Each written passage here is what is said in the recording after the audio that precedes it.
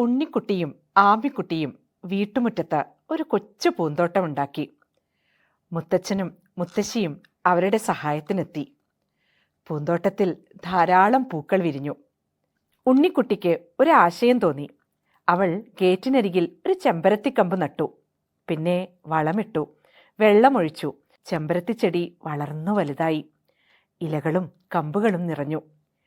ഉണ്ണിക്കുട്ടിയും ആമിക്കുട്ടിയും സന്തോഷിച്ചു. താമസിയാതെ ചെമ്പരത്തി മൊട്ടിട്ടു. പിന്നെ പൂക്കളുണ്ടായി, ചുവന്ന ചെമ്പരത്തിപ്പൂക്കൾ. ആമിക്കുട്ടിക്ക് മുത്തച്ഛൻ ഒരു മുല്ലവള്ളി നൽകി. അവളത് ചെമ്പരത്തിക്കരികിൽ നട്ടു. മുല്ലവള്ളി പടർന്നു കയറി. ഒടുവിൽ ചെമ്പരത്തിപ്പൂക്കളോളം വളർന്നു. മനോഹരമായ ചെമ്പരത്തിപ്പൂക്കൾ കണ്ട് അവൾക്ക് അത്ഭുതമായി. മുല്ലച്ചെടി മൊട്ടിട്ടു, മുല്ലപ്പൂക്കൾ വിരിഞ്ഞു. മുല്ലപ്പൂ ചെമ്പരത്തിപ്പൂവിനോട് പറഞ്ഞു, ചേച്ചി, നിന്നെ കാണാൻ എന്തു ഭംഗി! ചുവന്ന പൂക്കൾ. ചെമ്പരത്തിപ്പൂ മുല്ലപ്പൂവിനെ നോക്കി. അവൾ അനുജത്തി മുല്ലയെ തഴുകി. എന്നിട്ട് പറഞ്ഞു, അനുജത്തി, നിന്നെ കാണാനും നല്ല ഭംഗിയുണ്ട്. മാത്രമല്ല, എന്തു മണമാണ് നിനക്ക്! ചേച്ചിയും അനുജത്തിയും കെട്ടിപ്പിടിച്ചു. ചെമ്പരത്തിയും മുല്ലയും ആകാശത്തേക്ക് നോക്കി.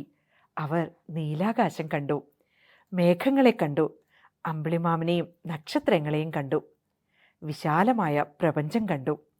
അപ്പോൾ ചെമ്പരത്തി മുല്ലപ്പൂവിനോട് പറഞ്ഞു, നമുക്ക് ചിറകുകൾ കിട്ടിയെങ്കിൽ ആകാശത്തേക്ക് പറക്കാമായിരുന്നു. അത് കേട്ട് മുല്ലപ്പൂ പറഞ്ഞു, അതെ, മാനത്തേക്ക് പറക്കാലോ.